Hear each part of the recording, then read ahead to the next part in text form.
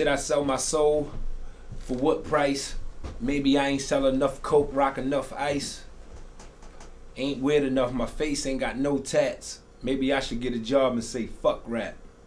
No, fuck that, fuck yourself with an AIDS dick. I'm so G, gangsta gorgeous, I'm the greatest.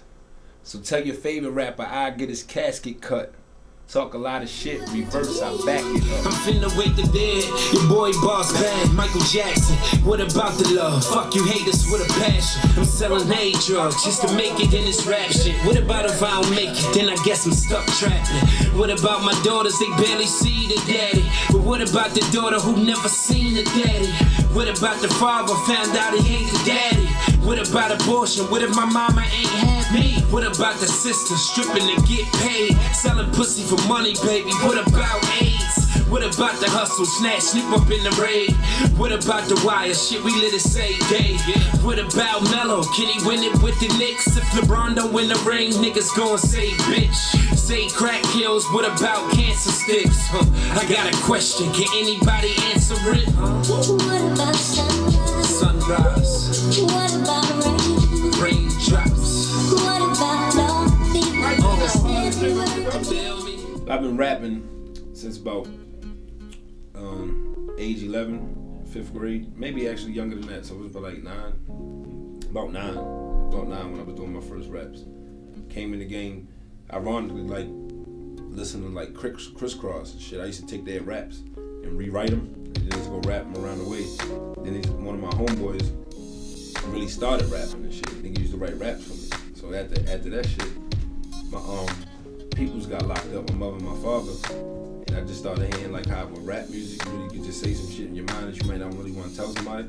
So I just started writing my own music. When I started coming up with my own music, you know what I'm saying? It was just way more doper because it was shit I was feeling, and shit I was living, and shit I was saying like that. Bossman stand for the basically based on struggle and success. That's just the word boss, you know what I'm saying? So that's how you come up with Bossman. And I come up with that from being like being your own boss. Like in the trials and tribulations I went to, you know what I'm saying, and growing up in Baltimore City, as we said, I was always into things my way. Like if I was gonna do something illegal, something legal, or something I really wanted to do, it was gonna be my way and the way I wanted it done. I was never like a follower. That didn't mean I wouldn't go with the plan with the movement or what the team's doing. Like I ain't a rebellious type person, but I'm not gonna do your way if there's no benefit to me. You know what I'm saying? So it's like being my own boss, came from that. And in doing that, you go through a lot of ups and downs, you know what I'm saying? Because you're not gonna win every time, you're gonna lose. So that's where they come from, like based on struggle and success. I just feel like when I fall down, when I get back up again, you know what I'm saying, you fall down 7 times, I get back up the 8th time, I learned from that. So you know what I'm saying? So I base my struggles on my success, so I learned from that and turn the negative to a positive and just keep pushing at the end of the day. My musical influences are, I mean, everybody got the greats, you know what I'm saying? You had to say Michael Jackson, Biggie, Tupac. I definitely think Pac really inspired me because, like, he was, like I said, he was the first artist to really reveal vulnerabilities about himself. He was the first artist to be like, yeah, if my mother was getting high, I said it. You know what I'm saying? That was something around the way when you found out your people was getting high, you try to hide that shit. You know what I'm saying? Pac really was like, yeah, and I still respect her. She's still a queen. He's just like first person to show both sides of it and really be himself and speak the truth to him is the way he's saying it. And then I think like right now, I'm definitely inspired with Kanye West doing, you know what I'm saying? I feel like he just does him to do what he do. And then Nas, a big inspiration. Coming from, I can kind of relate to how his lifestyle was, being that dude in the streets, grew up around, you know what I'm saying, so much poverty and shit, wanting out, you know what I'm saying? You were stuck in it, so you had to do it, but you never like praised that way of life, like this is what I want, you know what I'm saying? You always seen a better way or some other shit you wanted to do and get out. That's like, I felt like his story was, so that got me intrigued with him in the early days, just the way he put his wordplay together and telling that story. What about laws, all these same-sex marriages? What about females, why they so bi-curious? What about beef from a whore if I don't carry it? What about life from a G if I burn you? What about my girl? What about if I don't marry you? What about lust? What about trust? What about making love? What about I just want fuck? If I'm a millionaire instead of blessing, all that's love. What about the election? They gon' re-elect Obama? What about resurrection? God coming back tomorrow? These the last days. What about my future? What about my past? Keep fucking up my future. What about the victim? What about the shooter? Only God can judge me. What about the prosecutor? What about these crooked ass cops? What about a phone tap? What about a text message? Can the feds read that? What about sunrise? What about rain? Raindrops. What about love? You said we were together. Got my first record deal like 2005, 2006. I had to see the paperwork to get the last, you know what I'm saying, correct date. So like a couple years back, but I got one of the biggest record deals in the DMV for a hip hop artist. You know, when they do these deals, the deal was for 1.5 million. The funny thing about that shit, like when you hear it, just like to tell you that, I didn't see 1.5 million dollars. You know what I'm saying? But that was the situation. Was my deal really for that? Yeah. Was the budget? Did I see a nice bigger change? Motherfucking right. Did it change my life? Yeah, but it wasn't no $1 million. It wasn't even $500,000. But ain't no other rappers in this area done that. You know what I'm saying? To this day, still had a bigger record deal on that because the DMV, Baltimore, DC area, we don't have a lot of rappers that's on. So where we got it popping, because especially the Baltimore scene, nobody was looking at that shit for hip hop. We did the whole back in the run, selling shit out your trunk, branding ourselves. We had our own college tours, spending shitloads of money. Dropped albums as a unit. It was a clique of us, NEK, and then I started catching buzz on the streets from off of that. So then we did my solo project, and we just banged it out, man. Like, had records breaking from, I was the first rap artist to be from Baltimore to show his music in DC. You know what I'm saying? The stations up there playing it. Then I had this record off the record that Virginia started picking up, Philly, and that came around when we dropped Law and Order. We sold 10,000 units in the stores. So we caught the likes of Columbia, Universal, and JD at Virgin. Looking back on that shit, we should have took, knowing how the game worked, to deal Columbia, because Columbia seen the purest form, and I wasn't gonna be signed to another artist. You know what I'm saying? That like us as artists, when you're an artist, you always look away you would have done it. You know what I'm saying? The freedom over Columbia would have been an A&R, somebody playing their role, and they just moving you, like they putting the trust in you and your project and what you're doing. That's some of the clashes with coming with Jermaine. We couldn't really agree on which way to go with my project, and a lot of shit he was doing was what he do. You know what I'm saying? He didn't, like, real talk, he a mobile, what he do with music, but then when it come on quote unquote hip hop and rap, that's not his lane. So I think it was just like a big clash, and then all the politics of the shit. Like if you look when he was signed there, nothing came out on Virgin Records. Everything came out So Def.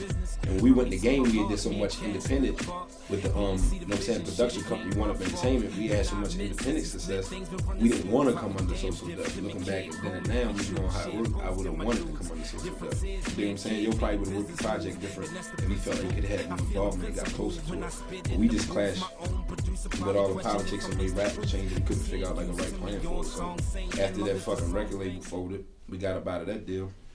Was on to the next one. My mindset was like, damn, nigga. Like, it wasn't like you blew it, but it was like, damn, I worked this hard to get to this shit, and it's a whole nother game I gotta learn. Like, this shit really ain't about rap. It ain't really about like how hard I am and like tough. It ain't how much I work as an artist.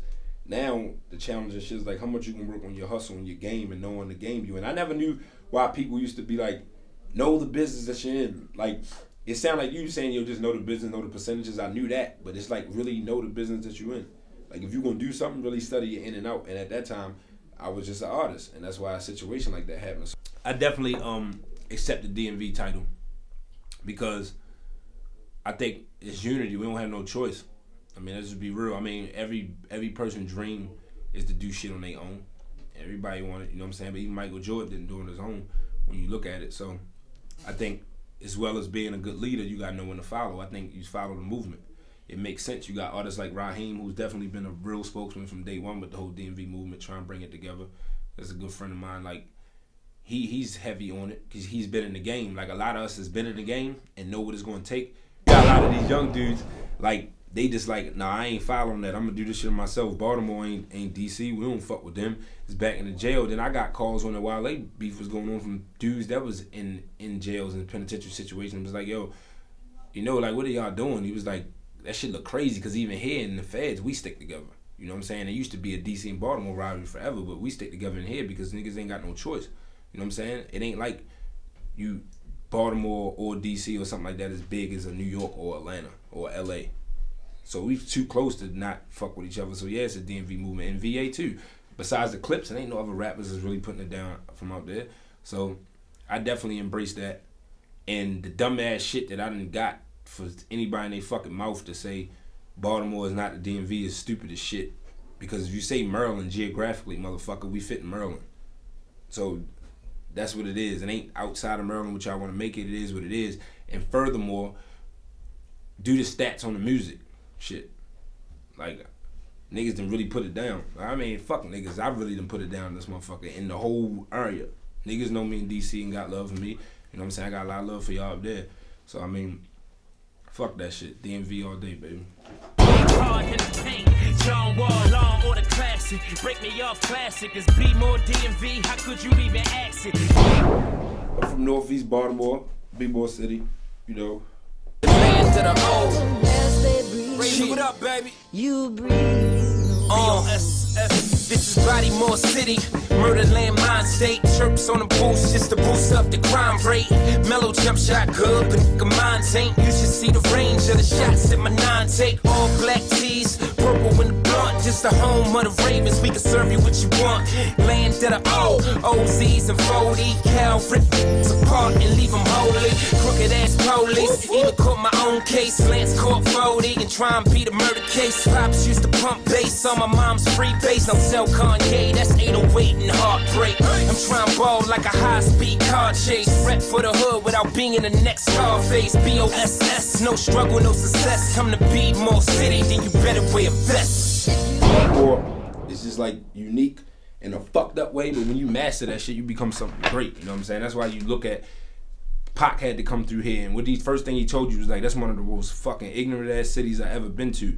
But if you listen to his raps, why you think that nigga could say some of the shit he's saying? Because you get to see that ignorance and live that shit. When you get to spill that shit out, it come out in like a great way. So it was just always influenced me. It always gave me something to talk about, something to be passionate about, wanting my city to be better or wanting to get out that struggle. So I think if you can master it and turn a negative to a positive, it's beautiful. Because you look at people like Monique, Mello was able to make it out of here. It's like, it's hard, but you can do it, and when you do it, you should be something special, because this is a special place growing up in Baltimore City all day long, my nigga.